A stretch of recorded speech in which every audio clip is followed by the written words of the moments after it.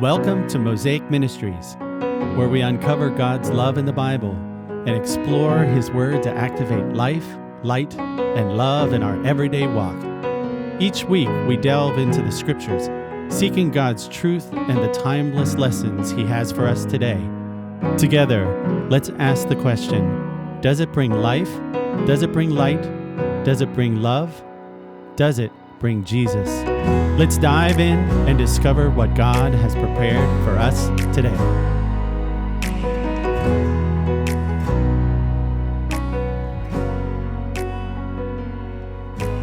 So our Torah portion is in Deuteronomy chapter 11, Ra'eh, to see, and our Haftorah is in Isaiah 54. So we're going to start in Isaiah 54 briefly today, just to get our focus together. Now, Isaiah 54, the portion begins in verse 11, and this is to a people who have found themselves in captivity, and it's very relevant for the portion that we're going to see today in the Torah, in Deuteronomy, because the Lord is saying, I'm putting before you, see this day that I'm placing a curse or a blessing and a curse before you. And the things that happen when you diverge from following the Lord leads us to a place of captivity. And Isaiah is writing to a people who found themselves in this place.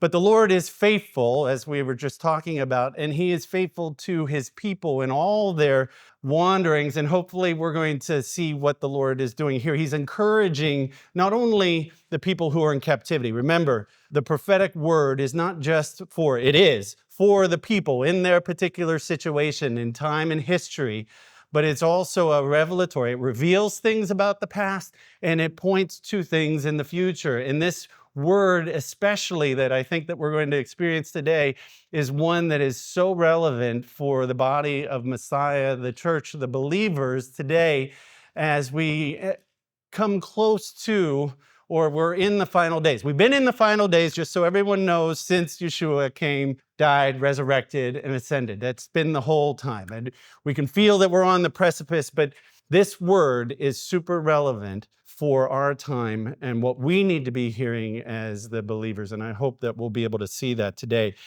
The Haftorah begins in 54:11, and it reads, O afflicted one, storm-tossed and not comforted, behold, I will set your stones in antimony, and your foundations I will lay in sapphires.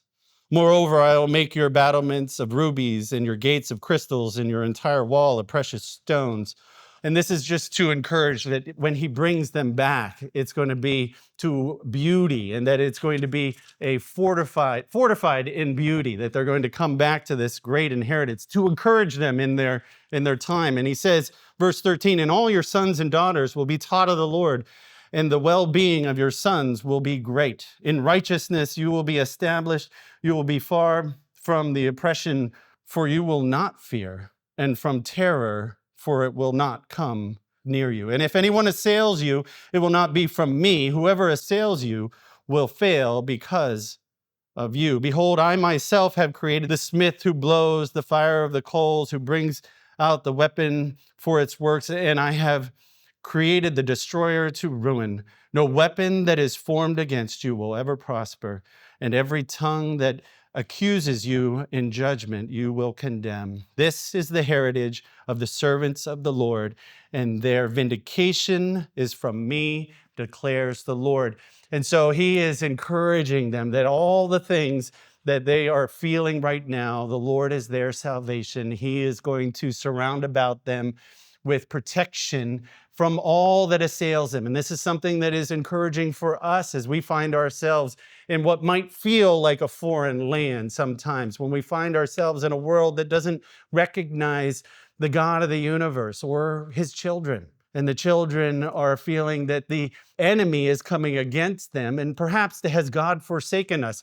And He's saying, I haven't forsaken you. It's not part of our official Haftorah, but I can't not go back to the beginning of the chapter and read this encouragement that the Lord is giving us. And here is how it goes. Isaiah 54:1, shout for joy, O barren one, you who have borne no children. Break forth into joyful shouting and cry aloud, you who have not travailed. For the sons of the desolate one will be more numerous than the sons of the married woman, says the Lord. Enlarge the place of your tent, stretch out the curtains of your dwellings, spare not, lengthen your cords and strengthen your pegs, for you will spread abroad to the right and to the left, and your descendants will possess nations and will resettle the desolate cities. The Lord is encouraging here that you have not been forsaken. There is a time that you have not been bearing children. In fact, some of you have never borne children. And he says, I'm going to enlarge your tent. There is going to be an increase that is going to overcome. These cities that were desolate, the places in which we once inhabited, are going to be inhabited once again to overflowing. The sons and daughters that are going to be coming through this revival, for this bringing back the restoration of his people, is going to be overwhelming. He says, prepare, strengthen those cords, lengthen the size of this tent. Let's open it up, because the Lord is going to do something amazing when he brings you back. Before we go to our Torah portion, I just love this. Verse 4, fear not, for you will not be put to shame, and do not feel humiliated. Of course, they've been in captivity. He's like, don't be ashamed. You were being chastised for a moment, but now I'm restoring you. That's in your past. It's not part of your future or your now. For you will not be disgraced, but you will forget the shame of your youth, and the reproach of your widowhood you will remember no more. For your husband is your maker, whose name is the Lord of hosts, and your Redeemer is the Holy One of Israel, who is called the God of all the earth. For the Lord has called you like a wife forsaken and grieved in spirit, even like the wife of one's youth, when she was rejected, says the Lord God, or says God. For a brief moment I forsook you, but with great compassion, mercy, I will gather you. In an outburst of anger, I hid my face from you for a moment, but with an everlasting loving kindness, chesed, I will have compassion on you, says the Lord, your Redeemer. And so this is just an encouraging for us. It really is the word that he was speaking to them at their time in their captivity, but it is a word for today. It's a word for the body of Messiah, for us to understand that perhaps we feel like we've been forsaken, and we're going to discover what this feeling and where it might come from, and hopefully give us eyes to see, ears to hear how the Lord is drawing us back to himself. And to do that, let's go to our Torah portion. Torah portion is in Deuteronomy chapter 11, beginning in verse 26. See, I'm setting before you today a blessing and a curse. The blessing if you listen to the commandments of the Lord your God, which I am commanding you today, and a curse if you do not listen to the commandments of the Lord your God and turn aside from the way which I am commanding you today by following other gods which you have not known. It shall come about when the Lord your God brings you into the land which you are entering to possess it, that you shall place the blessing on Mount Gerizim and the curse on Mount Ebal. We'll stop right there. Moses, speaking to the people, he's saying, I'm placing before, see with your eyes. I want you to see what's going on here.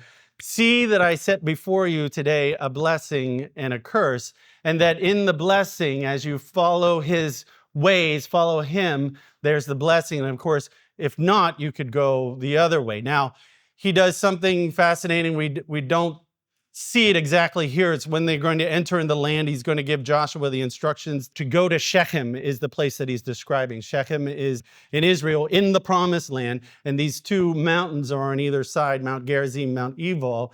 And he says, what I want you to do is place the cursing and the blessing on either one of these mountains. But what we don't hear in this is that the Ark of the Covenant is right down in the middle, right in the middle of these two. And what I think, I know, what he is showing us here, and perhaps the misconception that we have, is that there are actually two ways, and you can choose one or the other. And that there is a way to choose the cursing, and then there's a way in which we choose the blessing. Now, there's truth. There is a way of choosing the cursing and choosing the blessing, but that's not the choice. The choice is him. And when we choose him, there's blessing. And when we don't choose him, there's the cursing. So it's about him. It's not going after the cursing and after the blessing, because he goes on and says that when you come into the land, you're going to tear down all of these places, these high places, to go after all of these other gods. In fact, let's just go to this. Chapter 12, verse 1. These are the statutes and the judgments which you shall carefully observe in the land which the Lord, the God of your fathers, has given you to possess, as long as you live on the earth. You shall utterly destroy all the places where the nations whom you shall dispossess serve their gods. On the high mountains, on the hills, and under the green tree, you shall tear down their altars and smash their sacred pillars and burn their asherim with fire. And you shall cut down the engraved images of their gods and obliterate their name from that place. Verse 4, you shall not act like this toward the Lord your God, but you shall seek the Lord at the place which the Lord your God chooses from all the tribes to establish his name, there from his dwelling, and there you shall come. All right, when you come into the land, get rid of all the idolatry. Get rid of the high places that everybody sought their gods. Don't go to those places. I'm going to show you a place in which you're going to seek me. That word seek is darash. We hear midrash when people talk about midrash. It's the noun version of darash. Darash really literally means to seek out, to try and discover. And when we talk about the midrash, we're seeking out his word. We're trying to get an understanding of it. And so this word darash, when you come to seek me, he's saying, you're going to come to the place in which I choose. It's not going to be on every other mountain like everybody else worships in the way that they do when they seek their gods. Now remember, when you sought a God at that time, you sought a God so that you could receive the blessing. You sought him first, or it first, so that you could say, all right, God, I'm going to give you this if you do this. And the God's like, I'll give you that. So it's an exchange that's going on. God is going to point out that I'm not like any of that. You don't go to just any place. You go to where I'm going to tell you. You seek me, seek after me, and then this is what happens. Verse 6, there you shall bring your burnt offerings, your sacrifices, your tithes, your contributions of your hand, your votive offerings, your freewill offerings, and the firstborn of your herd and of your flock. There also you and your household shall eat before the Lord your God and rejoice, simcha, in all your undertakings in which the Lord your God has blessed you. You shall not do at all what you're doing here today, every man doing what is right in his own eyes, for you have not as yet entered into the resting place in the inheritance which the Lord your God is giving you. He points out, he says, when you come, you're going to bring those free will offerings. You're going to bring the votive offerings. You're going to bring the first fruits. You're going to bring what you've received in a blessing as a joyful simcha, a rejoicing of coming together before the Lord. It isn't a coming in your need that you are trying to receive the blessing, but you're coming in your thanksgiving. And this phrase here in verse 7, this also in your household shall eat before the Lord your God and rejoice in all your undertakings. Incidentally, in this portion, rejoice is used 7 times, which 7 is pretty interesting, simcha, but 3 times here in this chapter. But let's go back. Simcha in all your undertakings, which the Lord your God has blessed you. That word, in all your undertakings, it is what your hands have released, is the literal kind of way to describe it in the Hebrew. Shalach, to send out. So it's mishlach, to send out from your hand. So it's like what you've done with your hand that you send out from it. It includes what you've done with your hand, but what you're releasing with your hand. When you come into his presence, he says you're going to bring your votive offerings, your free will offerings, the first fruits in which the Lord has blessed you. So what you have placed your hand to that the Lord has given into your possession already, because you're coming into the promised land, you are releasing to him from the blessing. So it is an active participation in receiving the blessing, putting your hand to the work. But the beautiful picture here to me is that you're releasing it back to him. What he has given to you, you're sending back to him. It isn't that way of worshiping that these guys would do and worship on the different mountains, that they're coming to receive the blessing of whatever that God could give because they want the blessing. What we're discovering is, or hopefully going to see, is that we don't want the blessing, we want him. Because again, the Ark of the Covenant is set between the curse and the blessing, Mount Gerizim and Mount Ebal. And when we seek him, there's blessing. And when we don't seek him, there's cursing. So it's about him and how we come before him. It's him first, and then the blessing. You come to me, and I love this, with rejoicing, not with need. Come to me and rejoice together, and bring your whole household. Bring everybody. Now, at the end of this Torah portion in chapter 16, we read about the three Moedim, the three pilgrim feasts. There's three pilgrim feasts in which you come to the Lord's place where he puts his name. And he says the men are supposed to come at that point. Now, here it says, whenever you come, your whole family comes. So, hear this. What are you hearing? Are you hearing that the men are just supposed to come, or are you hearing that the whole household is supposed to come? Sometimes we take things, when we look at his word, this is going to be relevant for later.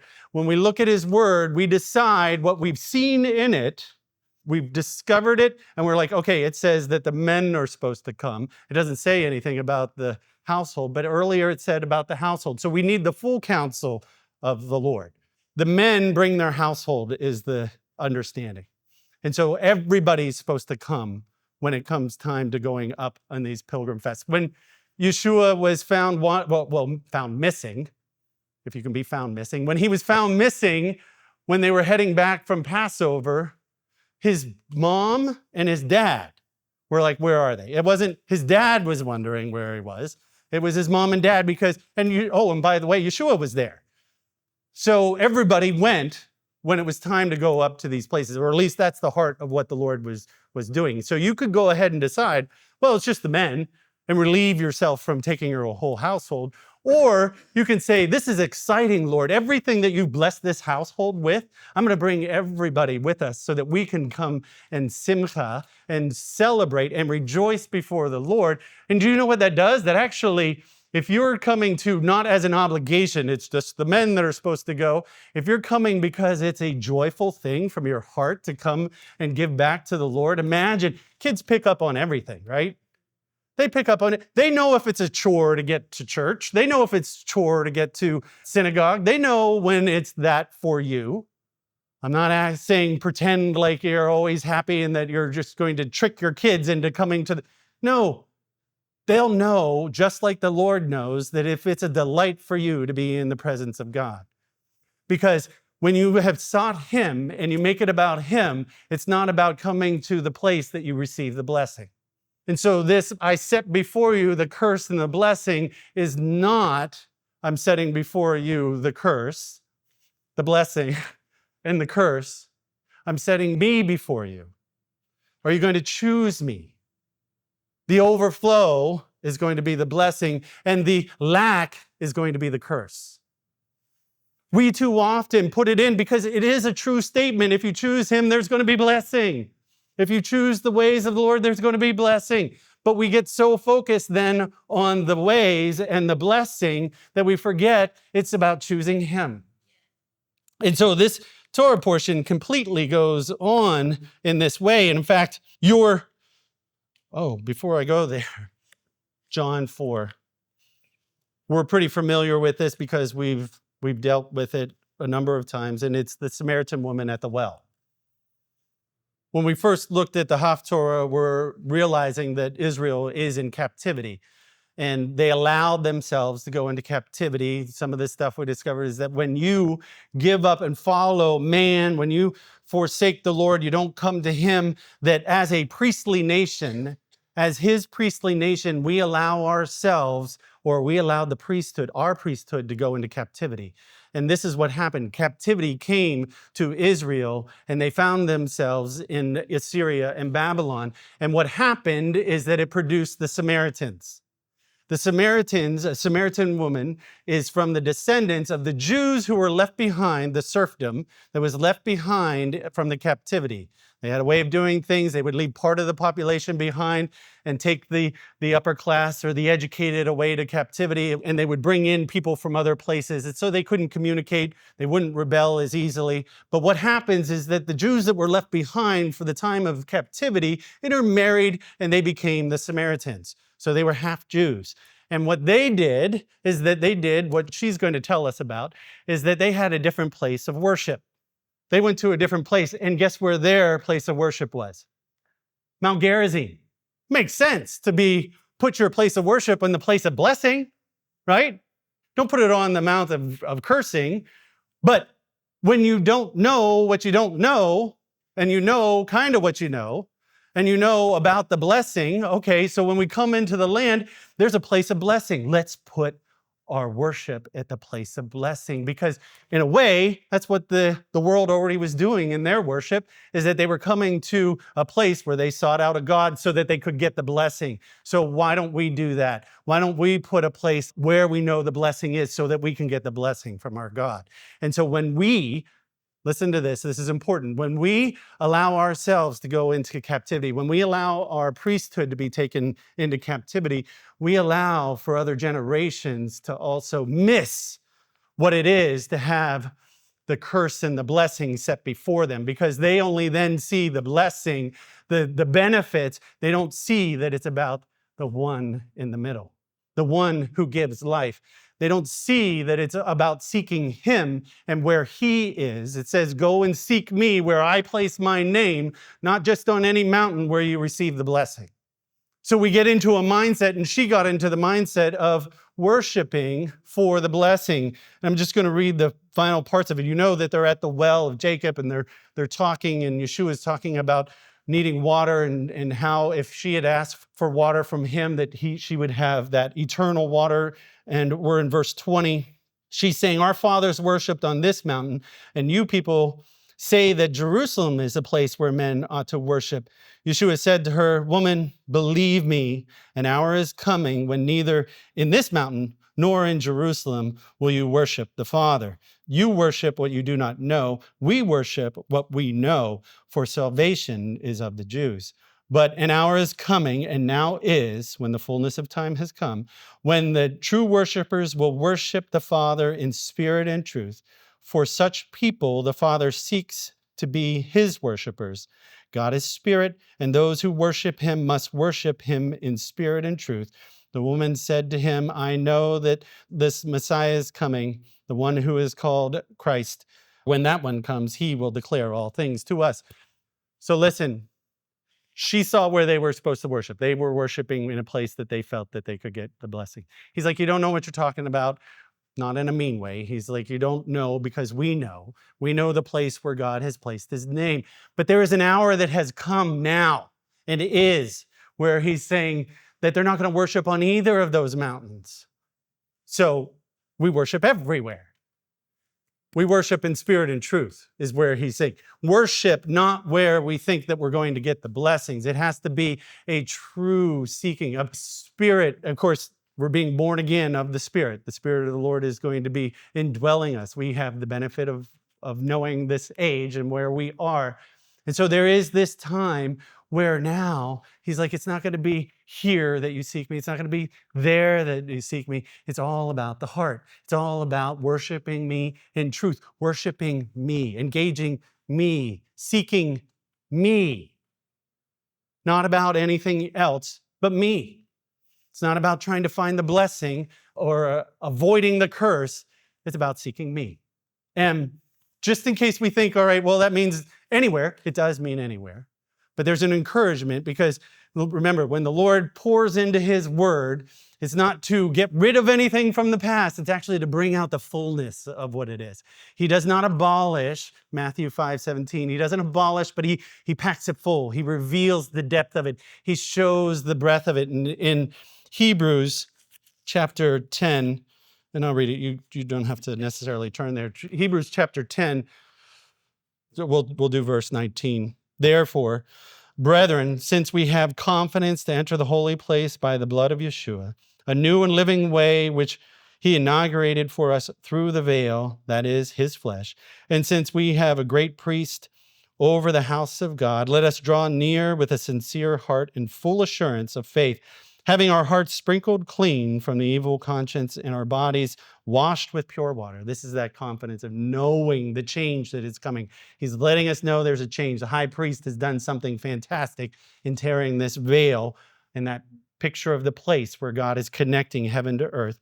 Verse 23, let us hold fast to the confession of our hope without wavering, for he who promised is faithful, and let us consider how to stimulate one another to love and good deeds, not forsaking our own assembling together, as it is the habit of some, but encouraging one another, and all the more as you see the day drawing near. So all the more as we see the time of fulfilling of what the Lord has at the coming of the Messiah, how much more are we to gather together? So yes, the Lord is saying it's not going to be in one particular place. And then he's saying, yes, it's to gather together. Come together so that we might stimulate each other in the blessing that the Lord has given us. Think about it back in Deuteronomy when he says, when you come together, it's for rejoicing with one another, that you would give back or you would release from your hand from the things that the Lord has given you, the blessing that he's poured in your life, the work that he has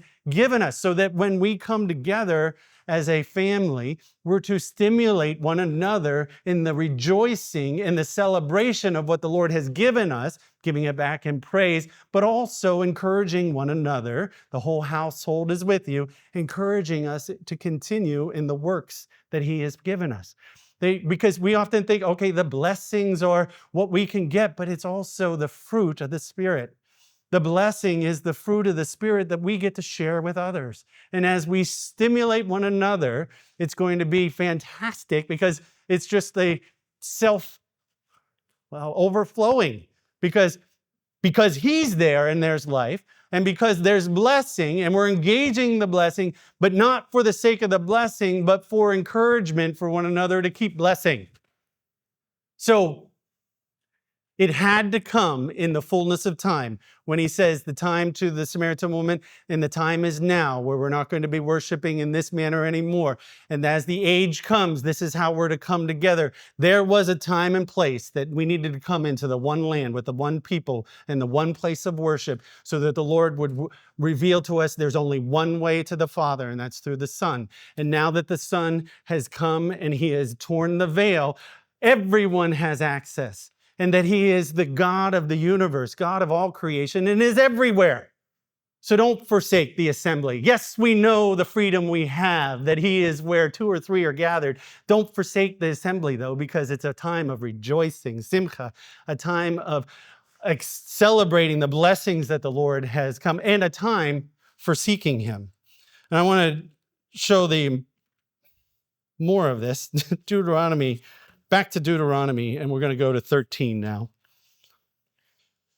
So this Torah portion marches us through kind of what it is to keep seeking him and not be distracted. He's bringing a new generation into the promised land, and he is helping them to understand what it is to seek him over any of the blessings or seek him over the cursing. And he does it in many ways. And he continues, 13 verse 1. If a prophet or a dreamer of dreams arises among you and gives you a sign or a wonder, and the sign or wonder comes true concerning which he spoke to you, saying, let us go after other gods whom you have not known, and let us serve them, then you shall not listen to the words of the prophet or that dreamer of dreams, for the Lord your God is testing you, that word again, nasa, testing you to find out if you love the Lord your God with all your heart and with all your soul. You shall follow the Lord your God and fear him, and you shall keep his commandments, listen to his voice,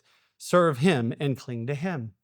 Again, this is about God. This is about our heart to him. It's not about the seeking of the blessing, because when you see a prophet and they do something that comes true, and you're like, wow, look at what's come true.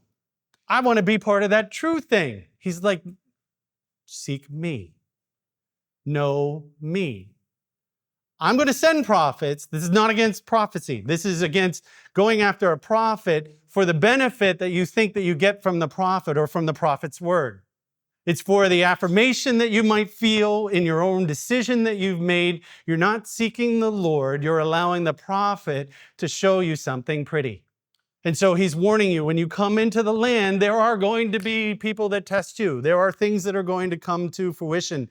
But if you know me and you seek me above all things, those things will be weeded right out. And so you need to make it, again, so this section is all about what he places before you. It's not the choice of going to the blessing or the choice of going to the curse. It's the choice of him, that he brings the life.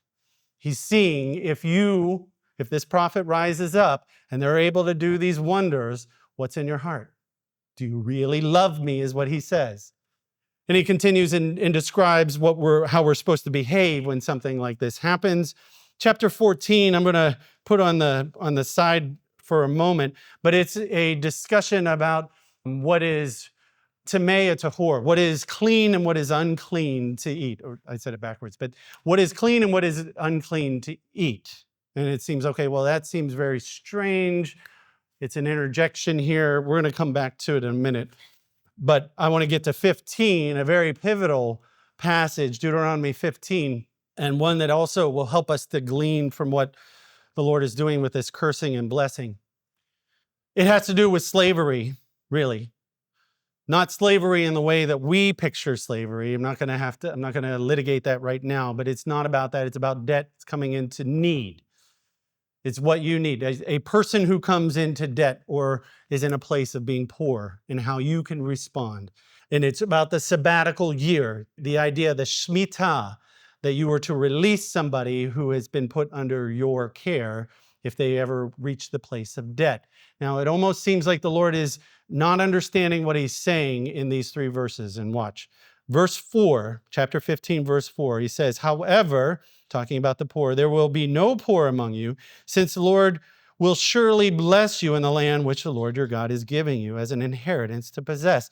If only you listen obediently to the voice of the Lord your God and observe carefully the commandments which I am commanding you today. It seems like one of those choice things, but it's not about the choice of doing what's obedient, even though that's the word of what he's saying. It is about choosing him, and out of that choosing him comes a time of releasing your control on something and giving it over to him, taking what he's blessed you with, right? So when you seek me first, there's not going to be any poor in your people.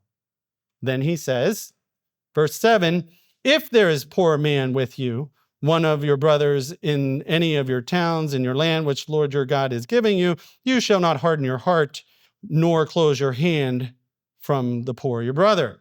But you shall freely open your hand to him, and you shall generously lend him sufficient for his needs and whatever he lacks.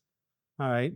So, Lord, you said that there weren't going to be any poor. Now you're saying if there is, and now it gets worse. Verse 11, for the poor will never cease to be in the land. Therefore, I command you, saying, you shall freely open your hand to your brother and your needy and the poor in your land. And it goes on. And so we get this whole description of bringing them in, taking care of them.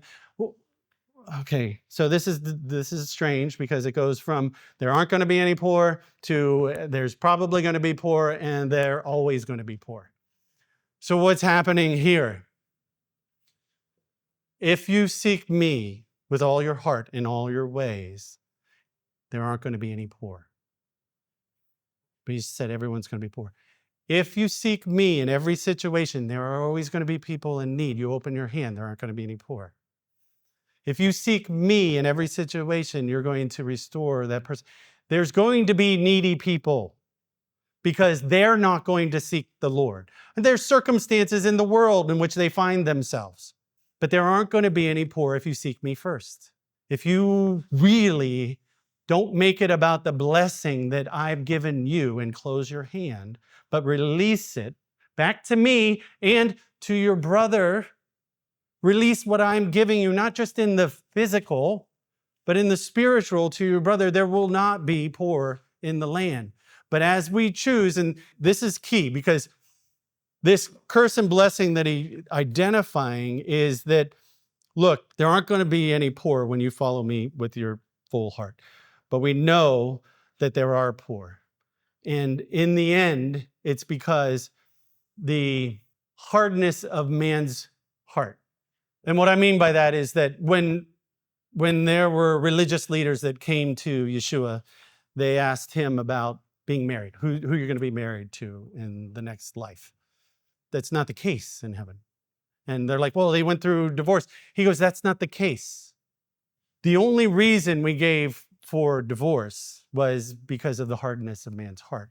It isn't God's intention for divorce. He gives a remedy for the hardness of man's heart, but that's not where we're supposed to land. So in the same way for the poor, the intent of our heart should always be to seek him, give as he gives, to live as he lived, as he shows us, and there won't be any poor in the land. But because of man's hardness of their hearts, he gives us a deeper understanding of what we can do to help those that are in trouble. Because man's heart, whether it be ours or somebody else's, or just man's in general in the world around us, we will find poor. And so because they're going to be there, I'm going to give you an insight into how to lift up your brother, lift up your sister, lift up the ones that are in need. Here it's describing the ones that are your brothers and sisters, but it also tells us that the foreigner who dwells among us receives the same grace that we extend to our family.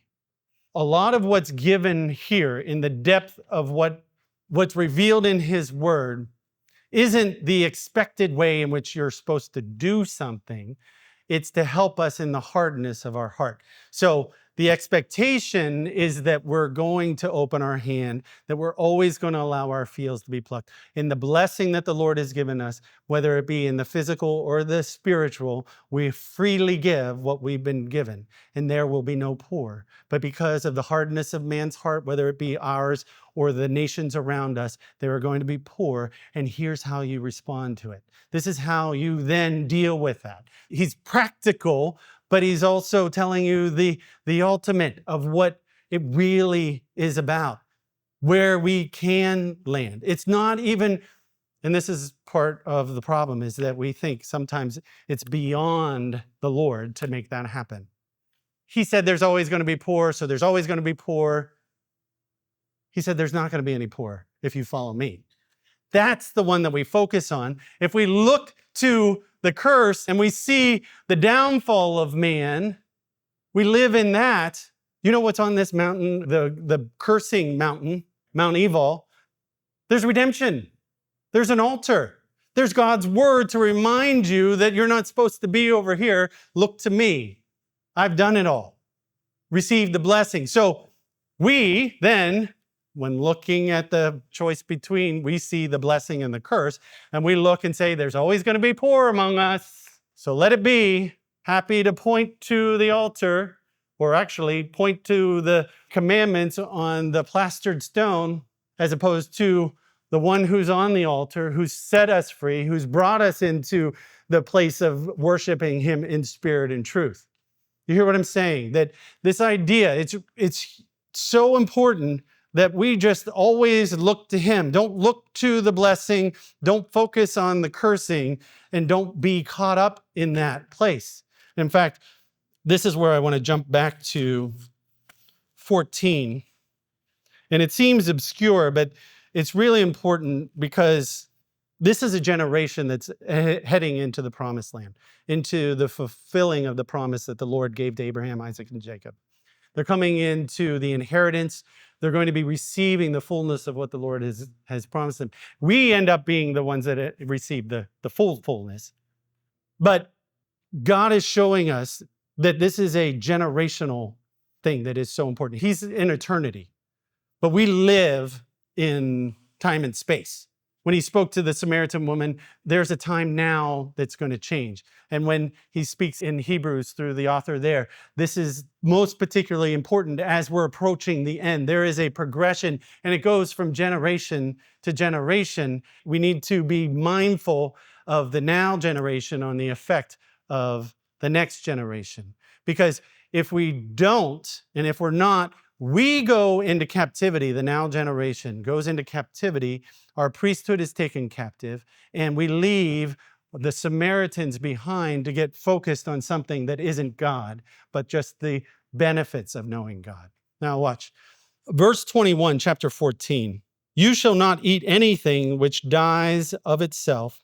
You may give it to the alien who is in your town so that they may eat it, or you may sell it to a foreigner, for you are holy people to the Lord your God. You shall not boil a young goat in its mother's milk. Okay, that seems like I just pulled something quite random out of here. Now, right before here, it talks about the food that you can or you can't eat. We like to say they're the kosher laws, but it's more than that. But here he's saying, and almost, why are you reading this, Rabbi? Because 21, it says, if you find something dead, you can sell it to the foreigner, but you're not allowed to eat it because you're holy. Okay, that sounds like there's a class system here, right? Sounds like there's a class system that is not right. I mean, Lord, I've read over and over again in your word that, the foreigner is supposed to have the same laws as we do. And here you're making an exception when you've just gone through all of these rules on what we can and can't eat. And now, it talks over and over again, pour out the blood, because the life's in the blood. This is one of those tests in your heart to see if you're starting to understand what the Lord is talking about. Because if you are looking and you're like, it's not good for me, but it's going to be good for them, the whole reason we pour out the blood is because the life is in the blood. It was part of cultic worship. We're supposed to tear down those places of cultic worship when they would take part in the blood, because you're trying to take this life force of somebody else. In truth, part of the real application is that when you eat a dead animal that was just found, the blood hasn't been drained out. And so death is in the body of the animal. And so you're actually eating death. You're not eating life, you're eating death, because it's dead blood in the animal. And so you're supposed to give this to somebody else. It doesn't say you're supposed to. You can sell it to them. You get to decide, choose life or death. What are my ways? I'm allowing you to do this, but I'm going to say, why don't you not do that? You don't have to. Why would you give something that you wouldn't give your own children? Why would you give it to a stranger? And this is the most, over and over again, his word has said, don't drink the blood. Don't drink the blood. And here, give this animal that has the blood in it to somebody else. Do you think he's saying give it? He's not saying give it. He says, if they choose to buy it, you can give it. But I don't want you to do that. In fact, the answer, interesting, is in the second half. He says, you're a holy people, which should then make you think, well, okay, it sounds like I'm doing something unholy. You shall not boil a young goat in its mother's milk. There's so many interpretations of this. Our rabbinic authorities have come down to that you can't have milk and meat together as you eat it. So much more than that. It doesn't have anything to do with that. It has everything to do with the source of life nurturing the kid. Milk is meant to grow the child, grow the infant. It's not meant to kill it. And if you take what is good, the milk, and kill the child, you're not following the Lord. Life is in the blood. The blood is for life. If you're giving them death, you're doing something unholy that a holy people wouldn't do. You're taking something that the Lord has given you for your benefit and disregarding the others. So when he says don't do it, he's saying they're going to want this. But if you're really a holy people, don't boil the calf in its mother's milk. Don't take what's meant for life, what I've given you, the kashrut, the laws of what you're supposed to eat, how you're supposed to not engage and drink blood. Don't boil that kid, whether it be your children or the one that doesn't know that you're supposed to be the light to, that you're supposed to be showing them who the true God of the universe is. Because in giving them these animals with the blood in it, you're boiling the kid in the mother's milk. Do you hear that? So think about that on so many levels. For our children, the things that we give them of the Lord, the milk that we give them shouldn't be something that harms them.